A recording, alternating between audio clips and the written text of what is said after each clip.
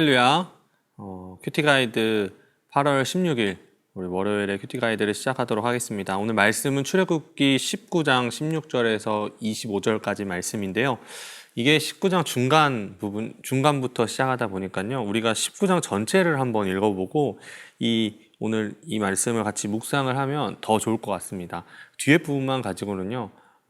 물론 충분히 우리가 하나님의 이 말씀을 우리가 읽고도 묵상할 수 있지만 더 깊이 있게, 그리고 이 내용이 사실은 7월에 끝났던 이 7월 30일 날 했던 이 출애굽기 19장 앞부분과 연결이 되기 때문에요. 같이 한 번 더 읽어보면 좋을 것 같습니다.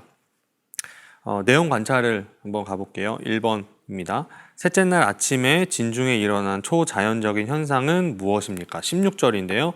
셋째 날 아침에 우레와 번개와 빽빽한 구름이 산 위에 있고 나팔 소리가 매우 크게 들리니 진중에 있는 모든 백성이 다 떨더라. 초자연적인 현상은 바로 우레와 번개와 나팔 소리죠. 우레와 번개와 나팔 소리. 그때 갑자기 하나님의 말씀이 들리는 그때에 이런 일이 이제 일어나게 된 겁니다. 두 번째 내용 관찰. 여호와께서 강림하시자 시내산은 어떤 상태가 되었습니까? 18절 19절에 보면요. 시내산에 연기가 자욱하니 여호와께서 불 가운데에서 거기 강림하심이라. 그 연기가 옹기가마 연기같이 떠오르고 온 산이 크게 진동하며 나팔 소리가 점점 커질 때에 모세가 말한즉 하나님이 음성으로 대답하시더라.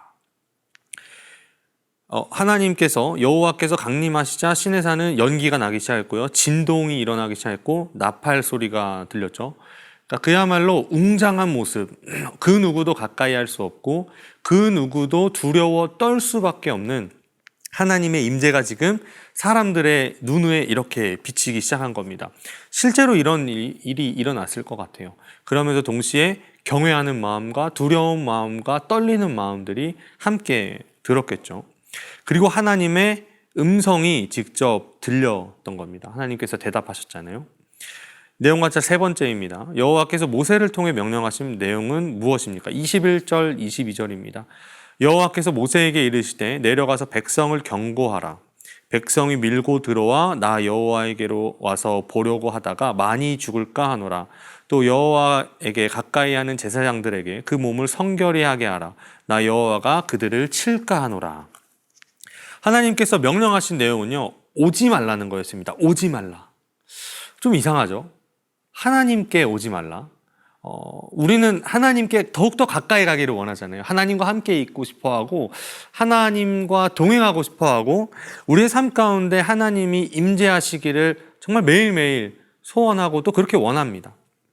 그런데 하나님께서는 지금 오늘 말씀에서는 가까이 오지 마라. 왜죠? 가까이 오면 죽을까 하노라. 죽을까. 백성들은 가까이 오지 말라고 했는데요. 여기에 추가로 하나님께서 제사장들에 대해서 얘기합니다. 그 몸을 성결히 하게 하라. 성결히. 이 성결은요, 우리가 거룩과 연결지어서 생각을 해볼 수 있을 것 같아요. 거룩. 하나님께서는 백성들이 가까이 오지 말고 또 제사장들, 하나님께 예배 드리기 위해서 준비하는 제사의 모든 부분들을 담당하는 이 제사장들은 성결하게 하라라고 말씀하셨습니다. 연구와 묵상인데요. 이 3번 질문과 밀접하게 연결이 되어 있습니다. 4번인데요. 하나님께서 모세를 통해 백성을 여러 차례 경고하시는 뜻에 대해 묵상해 봅시다. 왜 하나님께서는 금지하셨을까요? 왜 하나님께서는? 오늘 말씀이요. 셋째 날 아침에 이렇게 시작을 합니다. 그러면 첫째 날, 둘째 날도 있었고요. 어떤 일이 시작하고 나서 첫째 날, 둘째 날, 셋째 날이 된 겁니다. 그러면요. 그 어떤 일이 있었는지 우리가 잠깐 살펴볼 필요가 있는데요. 출애굽기 19장에 보면요. 우리 큐티 가이드 책에서도 찾아볼 수 있습니다. 84페이지에 가면요. 7월 30일 출애굽기 19장 1절에서 15절 말씀이 있는데요. 거기 보면 19장 3절에서 6절에 보면 이렇게 되어 있습니다. 모세가 하나님 앞에 올라가니 여호와께서 산에서 그를 불러 말씀하시되 너는 이같이 야곱의 집에 말하고 이스라엘 자손들에게 말하라. 내가 애굽 사람들에게 어떻게 행하였음과 내가 어떻게 독수리 날개로 너희를 업어 내게로 인도하였음을 너희가 보았느니라. 세계가 다 내게 속하였나니 너희가 내 말을 잘 듣고 내 언약을 지키면 너희는 모든 민족 중에서 내 소유가 되겠고 너희가 내게 대하여 제사장 나라가 되며 거룩한 백성이 되리라. 너는 이 말을 이스라엘 자손에게 전할지니라. 하나님의 약속이 있었어요. 내가 너네를 나의 소유로 삼았고 너는 나의 백성이다. 내가 너희의 하나님이 될 것이다 라는 약속이 있은 후에 셋째 날이거든요. 하나님은 이 백성을 애굽 땅의 노예에서 이제는 자유민으로 끌어낸 이 이스라엘 백성들을 하나님의 자녀로, 하나님의 백성으로 삼으시겠다는 겁니다. 그런데 하나님은 오늘 이 말씀에서 경고를 하시죠. 경고. 21절에서 24절 한번 읽어보겠습니다. 여호와께서 모세에게 이르시되 내려가서 백성을 경고하라. 백성이 밀고 들어와 나 여호와께로 와서 보려고 하다가 많이 죽을까 하노라. 또 여호와에게 가까이 하는 제사장들에게 그 몸을 성결히 하게 하라. 나 여호와가 그들을 칠까 하노라. 모세가 여호와께 아뢰되 주께서 우리에게 명령하여 이르시기를 산 주위에 경계를 세워 산을 거룩하게 하라 하셨사온즉 백성이 시내 산에 오르지 못하리이다.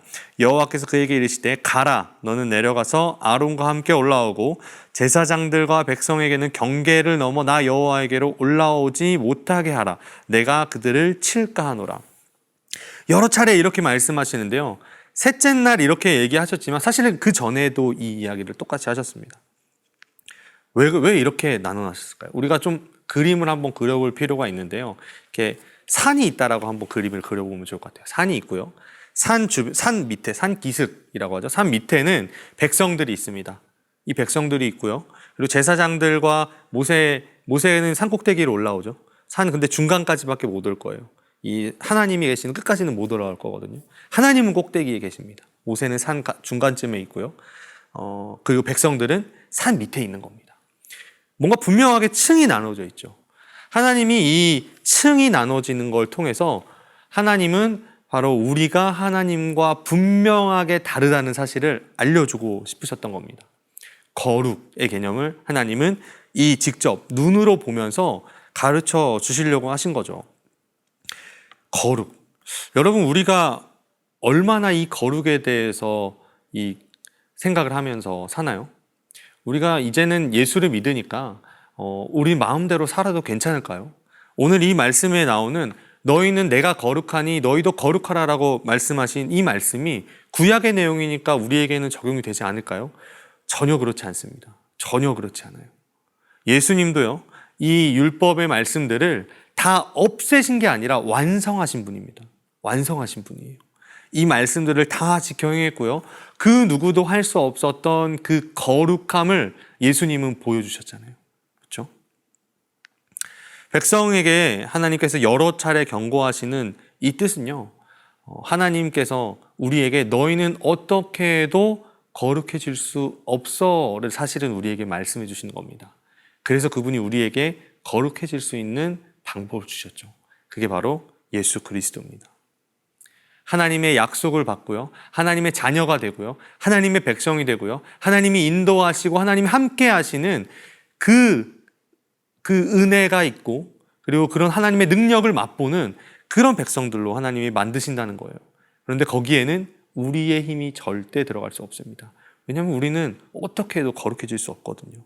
우리는 어떤 일을 해도 거룩과 가까워질 수는 없습니다. 산에 오르지 못하게 한 게 바로 그런 의미입니다.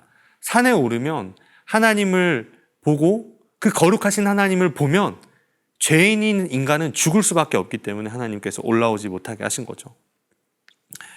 우리가 얼마나 거룩에 힘쓰고 있는지 한번 생각을 해보면 좋을 것 같아요. 오늘 내가 아침에 일어나서부터 밤에 잠들기까지 이 말씀을 만약에 밤에 묵상하고 계신다면 한번 내가 오늘 하루 어떻게 거룩하게 살았는지 돌아보시면 좋을 것 같아요.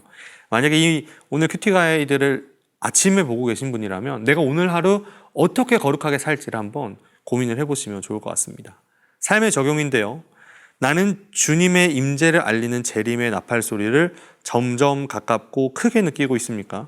아니란 자세로 하루하루 흘려보내고 있지는 않은지 생각해 봅시다. 그렇죠? 예수님은 분명히 다시 오십니다. 예수님 분명히 다시 오세요. 그때 임재를 알리는 나팔 소리가 들릴 겁니다. 오늘 하나님이 이 임재하셨을 때 이 나팔 소리가 빽빽한 구름이 있고요. 우레와 번개가 치고요. 하나님의 나팔 소리가 들렸던 것처럼 예수님이 다시 오실 때 똑같이 그런 일이 있을 겁니다. 여러분, 그때 우리가 하나님 앞에 부끄러움 없이 하나님, 내가 거룩하게 살았습니다 라고 과연 우리가 이야기할 수 있을까요? 아니면 혹시 예수님께서 다시 이 땅에 오실 거라는 그 사실을 망각하고 살지는 않고 있나요? 만약 우리가 안일한 자세로 하루하루 보내고 있다면요, 회개하길 원합니다. 주님께서 곧 오실 건데 내가 이렇게 주님이 오시지 않을 것처럼 내 유익만, 내 만족만, 돈, 명예, 성공, 내 자녀들만 바라보면서 살았던 이 날들을 회개하고 예수님께서 오신다는 사실을 다시 한 번 더 기억하며 그 심판날에 우리 주님 앞에 결산해야 되잖아요. 예수님께서 다시 이 땅에 오실 때 우리는 분명히 결산해야 되거든요. 그날이 점점 가까워오고 있는데요, 우리 그날에 맞게 그리스도인답게 살기를 원합니다. 하나님께서 여러 차례 지금도 경고하고 계십니다. 거룩해라, 거룩. 그러기 위해서는 예수 그리스도의 보혈을 붙잡아야 된다.